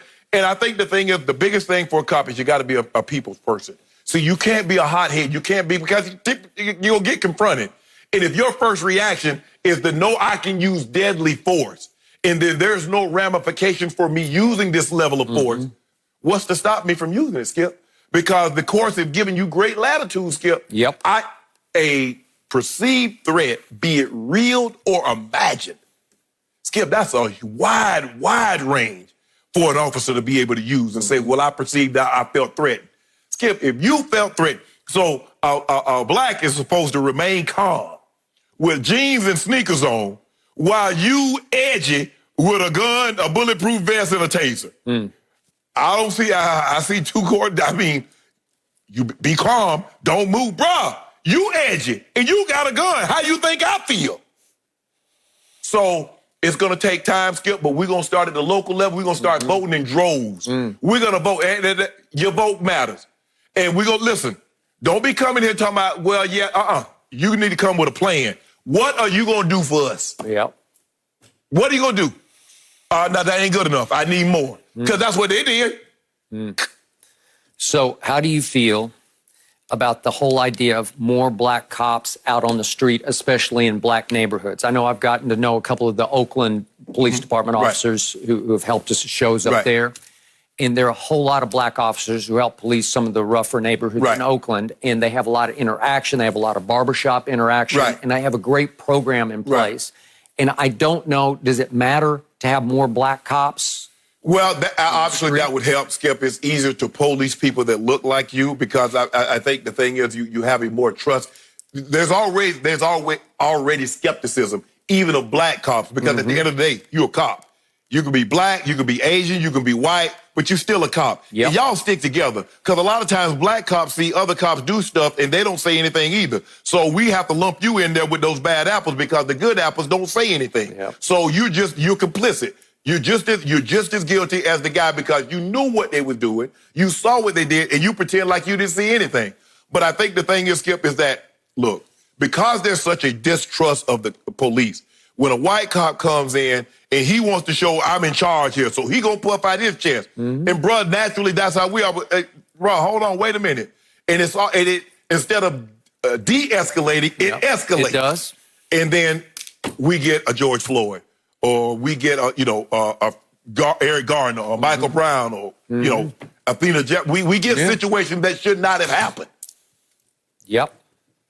Good ideas. So good point. That's what we start with the local level. We finna vote.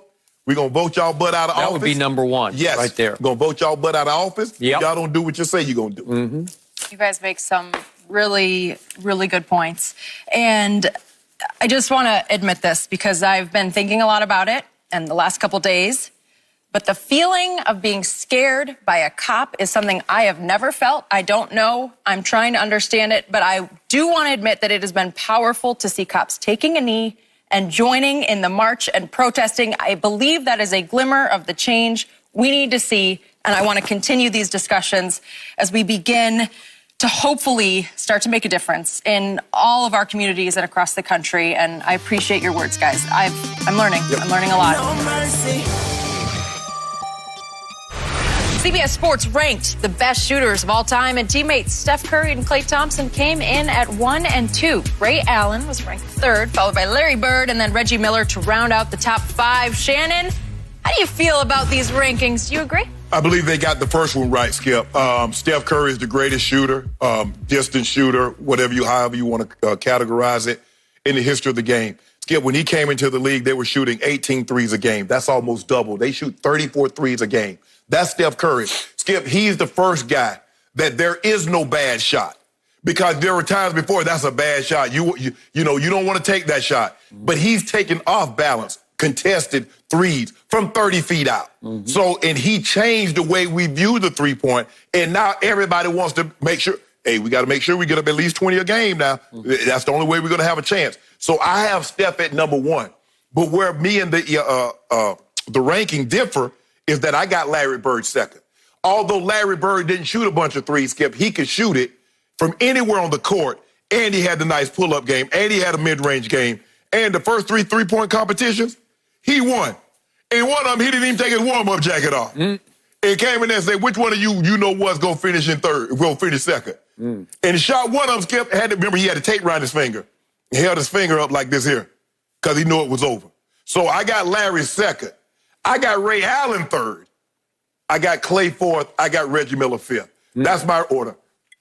Steph, Larry, Ray, Reggie, Klay. This is a story for another day, but I still can't believe Larry Bird got away with saying which one of you other, you know what, is going to finish 2nd. Maybe it was just the time, or maybe it was just they were so in awe of him. They're like, okay, did he just say what Did he? I think he just did. He said that. I think he just said that. He did. But that's Bird. So we're just going to take it. Yeah. I'm not sure they would have taken it from any other human alive. Oh, absolutely not. Okay. I believe they got the first 2 right. And I believe it so much that I believe there's a significant gap from Klay Thompson at 2 down to which one of... I think they said Bird. No, Ray Allen was 3. Ray Allen was 3. Yeah, I'll go Ray Allen. Here's my point about Klay Thompson. I'll give you Steph. Obviously, he revolutionized the game. Klay Thompson is the greatest catch-and-shoot shooter ever. And it's not close to me because if you look at the numbers, most threes ever made in any regular season game, Klay Thompson, 14. That was October 29th of 2018. Most threes ever made in any playoff game ever, 11 by Klay Thompson. This is what gets me. Most points ever scored in a quarter of an NBA game, 37 points by Klay Thompson. 37 points. No layups, no shots in the paint. 37 points? If you go times 4, that's 148 points for the game. I don't think anybody's ever going to score 148 points in a game. I may be wrong. The Big Dipper, Wilt Chamberlain, once scored 100 in Hershey, Pennsylvania against the New York Knickerbockers, right? Yeah. Okay. Now, back to 37 points. If you look at the YouTube montage of the catch and shoots, it's just like, pew, pew, pew, pew. And he's making it look easy to the point that I say, I've never seen that before. And when it comes to shooting clutch threes, he's more clutch than Steph is. Steph has shrunk occasionally in big playoff games. See 2016. See what happened when LeBron came back from 3-1 down with Kyrie's help. And see what happened or didn't happen with Steph Curry in those games. But if you look at Klay, he's had 5 playoff runs in his career. He's been first or second in clutch threes, like late and close threes. He's been first or second in all those playoffs, not just on Golden State, but in the playoffs. He's ranked 1 or 2 on clutch threes made during the playoff run. That's pretty extraordinary. So in the end, Steph is making 44% of his career threes to 42% for Klay. 42%. It's outrageous. It's impossibly great. For his career, Larry Bird made 38% from 3, which is very good. Look, obviously, Larry Bird is far more the better player than Steph or Klay. It's not even close that way.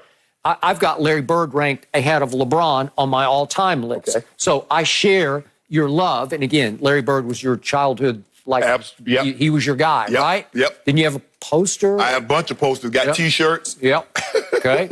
All right. So I get that. Although I don't get it from you, rural South Georgia. I don't know how that happened, but it happened. So then we look at Ray Allen. He made the greatest clutch shot, a dagger in my heart, that I've ever seen against my Spurs 2013 Game 6 to force overtime. It was superbness. It was all-time clutchness. But the point is, if you look at him for his career, okay, so he made 40% of his threes. It's still very good. But I don't think he could shoot in volumes the way Klay could. No, none of it, Skip. All these guys, nobody could get hotter than Klay. Klay dropped 60 in 29 minutes. So nobody could get hotter than Klay because, as you said, his catch and shoot. He didn't have to dribble the ball. I mean, a lot of times Klay's not dribbling at all. He's just catching and boom. And the reason, Skip, but the thing is when I say shooter, is that when we mainly just look at Klay and Steph as 3-point shooters. Although they do shoot threes, shoot twos, but not. But Steph more than Klay. Steph's pretty good from 2. But Skip, Bird was really the only guy when I was growing up that every time he shot, you actually thought the ball was going in. It didn't matter if he was shooting a 3. It didn't matter if he was. Because even the Skip, when you remember the baby hook when Magic threw the junior sky hook, even then I thought on the last second shot that Bird shot was going to go in. He did. He said after the game he thought it was in. And he looked at him and he said, "You know what's left me open with that shot?" He did. So Skip, look, I get it. People don't realize like with Ray, but I just didn't think we'd see somebody like Steph. Not Skip. Ray was not shooting the threes like Steph shot. Not the volume. And the off Skip, who's pulling up? The game against, you remember that Saturday night game against OKC? Skip, who's going to pull up from 38? It was absurd what he did. That might have been the best regular season game I've ever seen him play. So, because if you took a shot, let's Skip, you think about it. Son, what are you doing? It's like, no. Steve Kerr never says no with one of these guys because there is no bad shot. And not everybody, from James Harden to LeBron to Dame, is shooting logo threes, Skip, from the check. That was never heard. You only shot those shots at the end of a shot clock or the end of a quarter. That was it, Skip. No, but now guys are shooting those shots with 12 seconds on the shot clock. Yep. Like it's nothing. Like it's nothing. So Reggie Miller, great clutch shooter. Yeah. Made 40% career threes. Okay, I'll give you that. He's top 5. I just don't think he could get hotter than Clay could. No. Okay, None of these guys could. So if you want to do the semantics of Bird is a better all-court shooter, okay, I get that. I mean, I'm a big Bird fan. Yeah. I was there 79 NCAA finals. He and Magic put college basketball on the map. They did. Okay, and what he did with Indiana State, I was made you do the case the other day, what was 3-4 weeks ago. Right. I thought Larry Bird was the greatest college player ever when he took Indiana State 4 nobodies to the finals. That might be the greatest college season. Yeah, greatest college season. So Because again, they hadn't been ranked since. yeah, Larry Bird was a great passer, not good, but great. Yeah, 6 He was a 9. great rebounder. He was a double-digit rebounder. Yeah.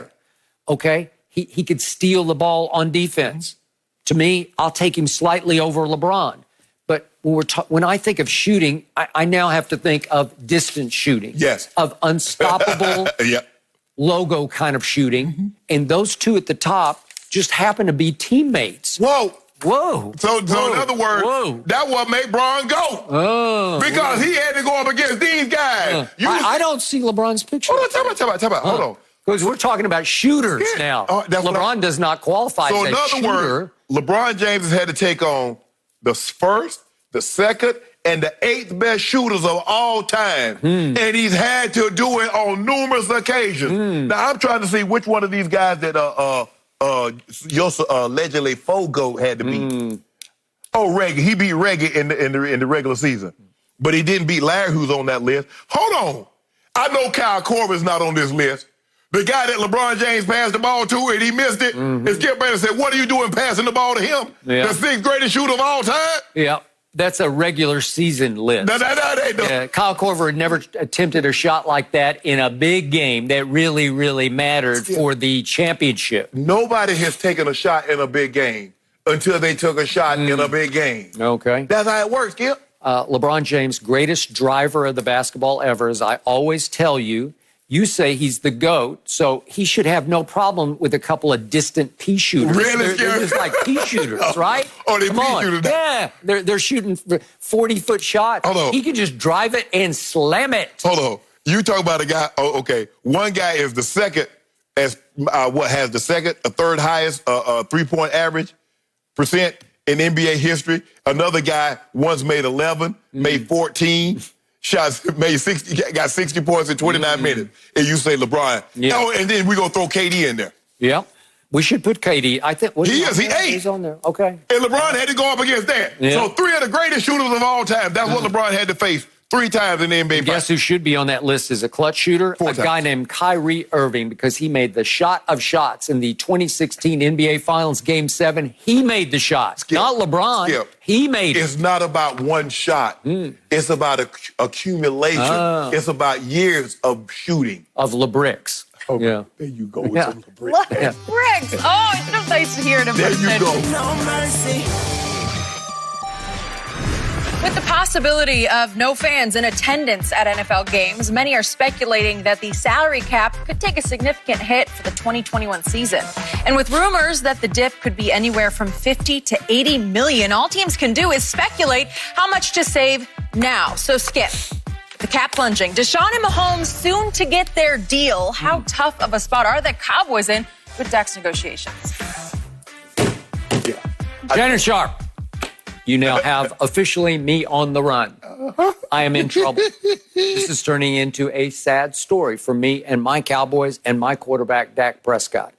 I believe the clock is now ticking on his tenure with the Dallas Cowboys. I think he will be franchise tagged this year, and he will have to accept that at about $31.4 million. I believe he'll be tagged again next year at about 37-ish million. So the average of that, 35, 36, whatever that's going to fall to, that's about what Jerry has offered him on the table right now, but it's a 5-year deal that's out there that Dak is rejected with this agent, Todd France. Yeah.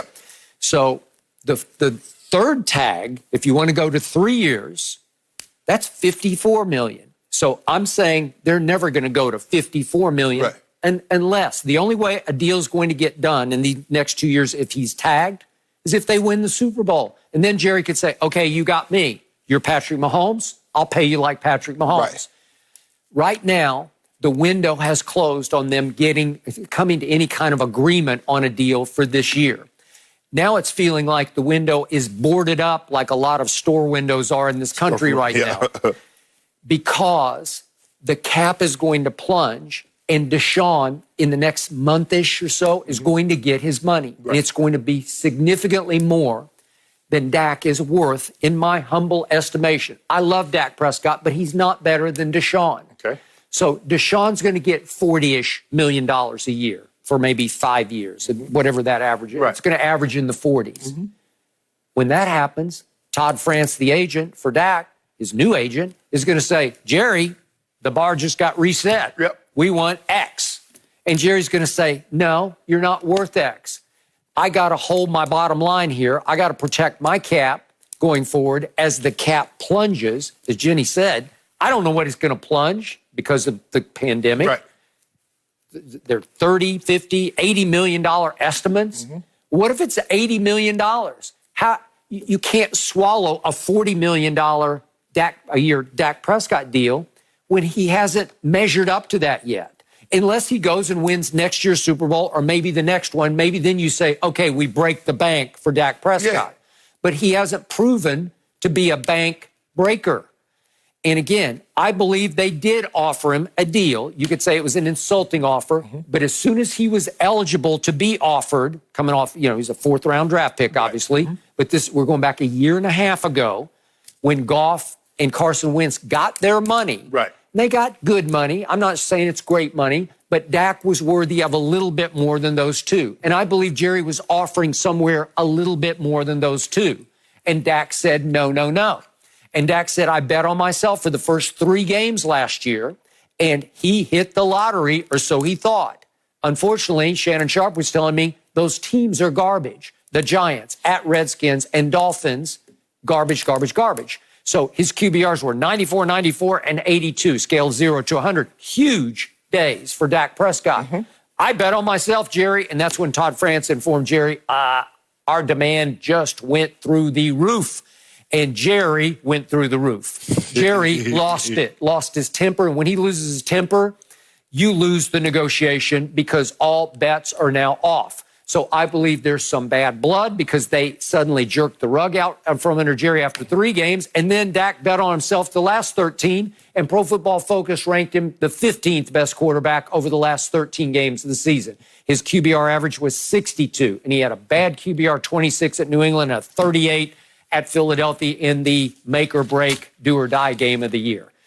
I can't defend it. So I'm stuck where he's been tagged. Deshaun's going to get his money. The cap is going to plunge. There's we're way past hometown discounts. We're way past any kind of compromise here. They're dug in. Jerry's dug in with some bad blood fueling him. So I'm losing because I've told you, I don't like the cap or the tag. I don't like what it does. It creates bad blood. It never seems to work out for either party except Kirk Cousins beat the system. The Redskins wouldn't give in to him. They wouldn't buy into him completely. They said, well, we feel just this strongly, and they did it twice. And then he left, and he got his money, and he got his money again in Minnesota. Way to go. I still don't trust him. He's not better than Dak Prescott, but he beat the system. And I don't know what's going to happen to Dak, but it's possible he's going to be here for 2 years under the tag, and then they're going to have to say, be our guest, hit the mark. Well, here's the thing, though, Skip. If you say the cap's going to go down, just because the cap goes down, does that mean the Cowboys are losing money? So is Dak going to really be willing to show Todd France, say, well, Todd, here's the money that I lost? Because I can't take your word for it. I can't trust you. I don't trust you. Trust the Cowboys to say what's real? Because you notice what's going on with the baseball. They say, well, we're going to be losing all this money. And the players union says, okay, well, let's show us the books. Nah, we can't show you the books. But this is just the salary cap is public. I mean, you can go to overthecap.com and see exactly what it is. That's what they list. I want to see the money that you're losing that would warrant me giving you a reduction in pay. That's what I'm going to need. That's what I'm going to need to see, Skip. So you said, okay, the cap this year is going to be 31. The tag number, franchise tag, is 31 million. Yep. You said next year, if they tag him again, it'll be 37 million. That's 68 million. You said if they tag them a third time, that'll be 54 million. That's $122 million for 3 years. So, Skip, Ty France wants to know, would you and Jerry be willing to do a deal, 5 years, $200 million, with $122 million fully guaranteed? Would y'all be willing to do that? That's $40 million. 22? Yeah. He might do that. He might do that. Well, I think the offer on the table is 110 guaranteed. Yeah. I'm talking about fully guaranteed. But see, Skip, I told you it was going to take 10% more than what the highest guy got. And that would be 10% more than what the highest guy got. I've been trying to skip. Are you talking about Goff and Wentz? Yes. Okay, because Russell Wilson makes $35 a year, and that's the highest average annual. Yeah, but the guarantee that Goff got, I think it was 110, right? Yeah. So you got to give it 10%. 107. Yeah. I think Wentz got 107, 108 in the next year. So Skip, that's what it's going to take. That my homeboy going to come behind you and get about 42. Because see, Skip, what they going to do with my homeboy is that he has 2 years left. This is the 4th year. He has a 5th year option. So that's 2 more years on that contract. They're probably going to do a 4 or 5 year extension. So that's going to make it a 6 or 7 year deal. So he going to end up getting probably about $250 million. Maybe. About $250 million. Okay, but he's an MVP. Yeah. Super Bowl MVP. And he my homeboy. Yeah. Yeah, you did. You told me when he was at Texas Tech, he is going to be the next it. Player, right? I don't even think Andy thought he was going to be this. So I want everybody to understand, Shannon Sharp is loving this. He's gloating about this because he wants my salary cap wrecked by a quarterback he has never loved, a quarterback he has routinely given Fs to on this show, sitting right there in that chair. And it is so good to be back today in the studio. But you have sat right there and just heated up that seat by skewering my quarterback's performance. He's at F. He gets an F today, right? Failed. Yeah, I do, but you understand the position that Dak plays. Now, the Cowboys want to make it based on he's not top 5. When not in the history of the game have a quarterback got paid based on whether he was top 5 or not. It's just that he plays a premium position and we pay you accordingly. That's the way it is. And so Dak says, this has always been it. That's what y'all did for Tony Romo.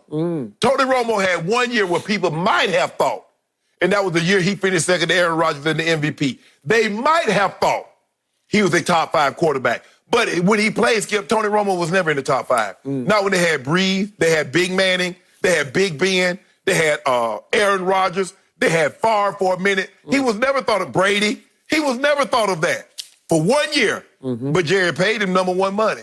Dak says, hey, I might not be Tony Romo was a box office to Jerry. Box office. And not W's and dubs and L's. Yeah. No, he was box. Yeah, okay, what did he get? Marquee. Nah. See, and Troy wasn't box office. But Troy got them Lombardi stacks for him. Tony Romo box office. Ooh, you can't wait to see it. And they have no number 1 hits. See, that's the difference. Tony Romo was an entertainer. Yeah. Dak, not an entertainer, not box office, but he has given you 2 division titles and 2 Pro Bowls, 2016. But that boy can sing, though. Yeah. Yeah, he ain't no entertainer. He ain't got to have no pyrotechnics like Tony Romo. Nope. Having people on the edge of their seats. Nope. He's just go win. Brady-esque. He's not Tom Brady, but he is Brady-esque. So you are gloating because you want him to wreck my cap. You want this to be a disaster. And unfortunately for Dak, he bet on himself and he gambled and he lost because of the pandemic. If there'd been no pandemic, Jerry might look at the cap going up $50 million next year and he'd say, oh, what the heck? Just go ahead and give him his $40 million. Just go ahead. Let's just get this thing over with. Let's just do it. Close our eyes and let's plunge. Jerry was a plunger in the oil fields and he could plunge on this deal until he looks at a cap that might be $80 million less the next year. And he's going to say, can I even field 22 guys? And Dak was like, hold on, wait a minute. These TV contracts coming up. Are they going to stay the same? Are the TV contracts plunging?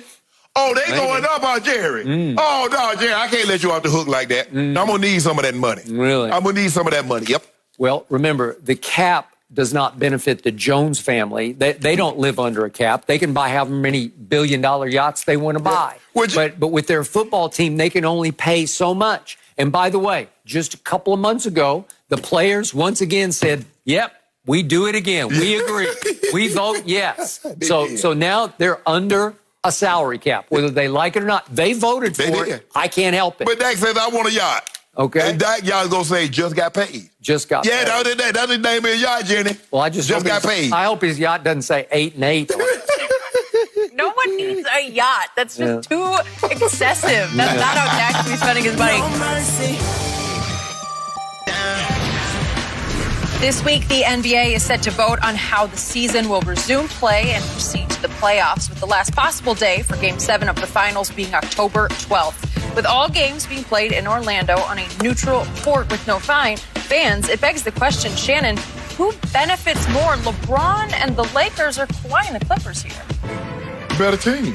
That's the Lakers. Really? Yeah. Oh, could have fooled me. No, I don't fool you. I mean, did you see what we did last time? Where we played them at? Played them in their building. Put foots in them. Yeah, that's what we did. And that was 1 out of 3? Was that Kawhi?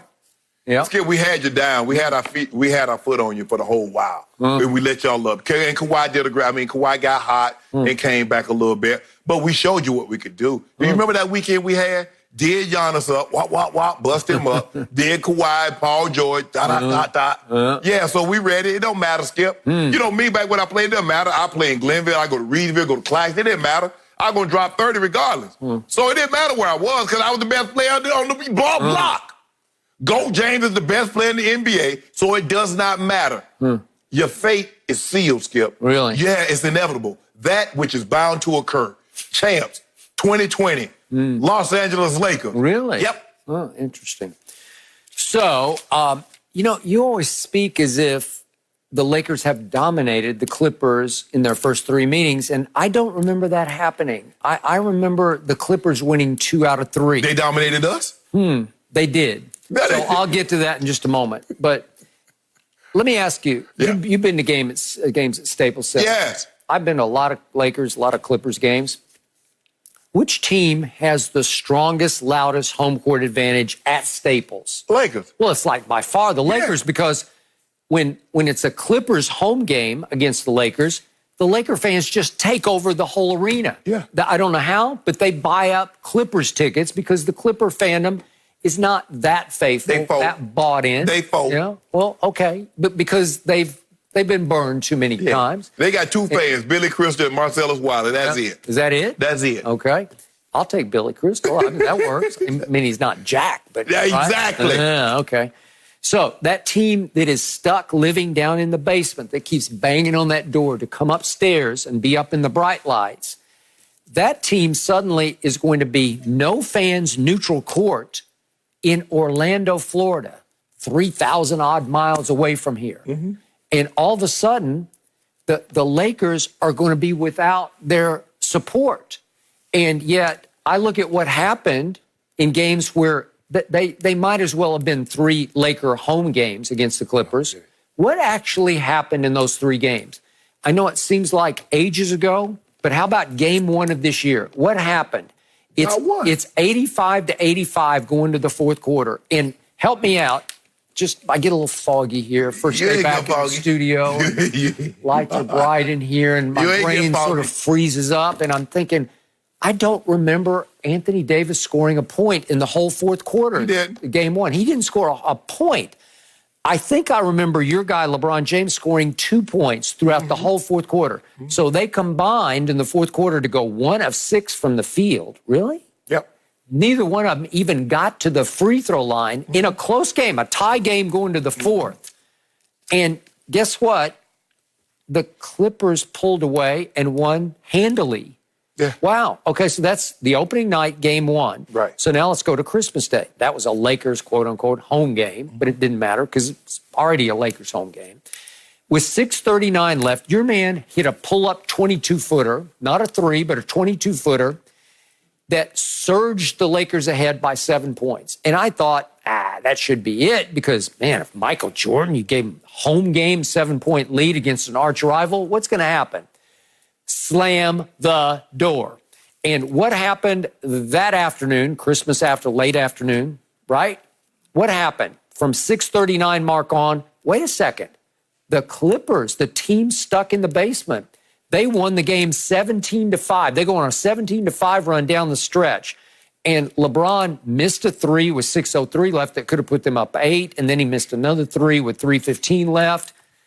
That could have put them up 1. And then with 41 seconds left, he missed a big free throw. And then 3.6 seconds left. You know what happened? LeBron tries to go up on a little tiny Patrick Beverly. My goodness. Little tiny point guard. Now, here it is. Patrick Beverly. Oh, whoops. Whoops. Not only did he get his hand on the ball, he knocked the ball through LeBron's shooting hands out of bounds, back through over his head out of bounds. It was the play of the year, at least for the Los Angeles Clippers. And the GOAT, or the phony GOAT, he's got a three to tie the score. And I'm thinking, is this it? Is this that moment? Is LeBron finally going to have a moment on Christmas Day? Nah, we waited a little later. We're going to wait? Yeah. And not only does he knock the ball out of his hands, it's OB off LeBron. And it's like, the game's over. Yeah. Boom. Patrick Beverly. And last time we played him, can you tell the people what happened in the fourth quarter? I can. I can tell you what happened in the third quarter because that was the game. So Avery Bradley, who had made 2 out of 7 threes in the first 2 games, in the third quarter of the third game, which happened on March the 8th, the third quarter, he makes 4 threes in just the third quarter. So he'd made 2 in the first 2 games. He makes 4 in the third quarter, while LeBron sat about half the third quarter, but he did play 6 minutes of the third. And guess what? LeBron James took no shots and made, obviously, no shots. So LeBron is 0 of 0 as he watches Avery Bradley, of all unlikely heroes, take the game over, making 4 of 6 threes in the third as they surged to a 4-point lead that they just kept blowing them out. Okay. And then what happened in the fourth quarter when old GOAT come in there and do what he did? It didn't matter because it was pure front running. and LeBron can really front run, but we're talking about Avery Bradley. I always remember this is the Avery Bradley game. He ended up making 6 of 12 3-point shots. If you have Avery Bradley in Orlando make 6 of 12 threes in game 1 against the Clippers, and I do believe they're going to meet for the conference championship, then you are off to the races because the Clippers are going to lose that game. And if he keeps making 6 a game, they're going to sweep. So maybe he could make 6 a game. That'd be 24 threes, and they'll sweep the Clippers right out of there because that's unstoppable. That's you can't overcome 18 3-point points from Avery Bradley. Well, we're going to do it. Don't worry about what we get. Hey, hold up. Aren't the hotel accommodations going to be based on seating? They're talking about that. I mean, we the number 1 seed. So we get the only 5-star hotel. You guys are somewhere down the line. So good luck at Motel 6. I'll leave the lights on for you. Okay. Yeah. Is that what you're going to do? Yeah, that's what I do. I'll leave the light on for you. You know what? Kawhi's always lived in Motel 6 because he doesn't even care. He knows it's now Kawhi Town. We going to be parlaying, dog. Yeah. Huh. We parlaying. And again, ESPN did report that teams, the seeded team, the top teams, they all want advantages. Like they get the ball each quarter to start the quarter. That ain't happening. No, you're not going to get that. But we do get a hotel accommodation. So LeBron to get that presidential suite. You know what? I've been to Disney World many times. Used to go there once a year. Back at the old network, and it's great everywhere. No, it ain't. So, yes, it is. It's kid-friendly. Okay. It ain't for... It's great. No, it ain't. I love it. Skip, these guys used to stay at Ritz-Carlton and the Montage and the Four Seasons, and now all of a sudden they're going to be staying at Days Inn, Holiday Inn, Motel 6. Do you really believe that? Yeah! I don't believe that for a second. They got 100 hotels there. They got plenty They ain't got no 100 Ritz-Carltons. No, they ain't got no 100 really Four Seasons. Good. They're good. No, they're not. Trust me. They're for kids. Yeah.